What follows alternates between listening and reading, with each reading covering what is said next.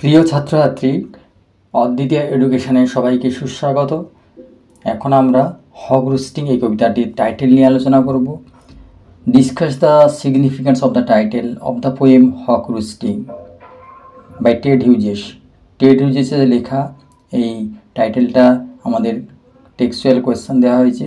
In the poem hawk roosting এই কবিতার the title indicates, title হচ্ছে নামকরণ, ইন্ডিকেটস করে নির্দেশ দেয় মেনি লেয়ার্স অফ সিগনিফিক্যান্স, মানে it has many layers of significance, এর বিভিন্ন ধরনের গুরুত্ব আছে।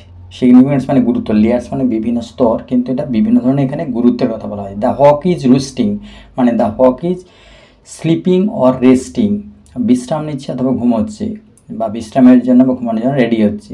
ইট suggests rest or a moment of stillness, এটা দিয়ে আমাদের কিসের একটা সাজেশন পাচ্ছি আমরা, যে এখানে একটা স্থিরতা, একটা স্থিরভাবে থাকার একটা নির্দেশ আমরা দেখতে পাচ্ছি, যে স্থিরভাবে সে বসতে চাইছে, চুপ করে বসতে চাইছে।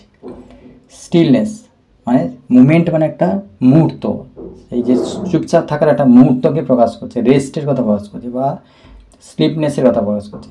দিস স্টিলনেস সিগনিফাইজ, এই নিস্তব্ধতা সিগনিফাইজ করে মানে গুরুত্ব আরোপ করে it's ambiguous or deceptive nature.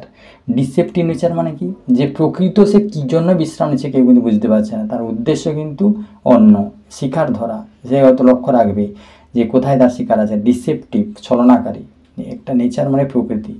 তাহলে বাজ পাখির সবসময় কিন্তু দৃষ্টি শিকারের দিকে, সে চুপচাপ থাকলেও তার প্রকৃতি deceptive. As the hawk remains alert, যখন হক হচ্ছে বাজ পাখি অ্যালার্ট থাকে, মানে খুবই সবসময় অ্যালার্ট থাকে। রিমেন্স মানে সরকার অ্যালার্ট থাকে বা অ্যাটেন্টিভ থাকে, মনোযোগী থাকে, ভিজিলেন্ট, সবসময় পর্যটন দেখছে, সবসময় চারদিকে লক্ষ্য রাখছে।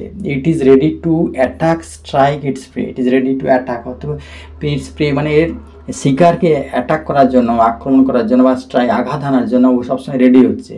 It is ready to attack or strike its prey, prey মানে শিকার। Its roosting symbolises its dominance and power, এর এই রুস্টিং মানে এই বিশ্রাম অবস্থাটা বা ঘুমানো অবস্থাটা সিম্বলাইজ করছে, মানে গুরুত্ব আরোপ করেছে কিসে সিম্বলাইজ করে, ডোমিনেন্স মানে আধিপত্য অ্যান্ড ওনারশিপ, ওনারশিপ আর পাওয়ার, ক্ষমতা।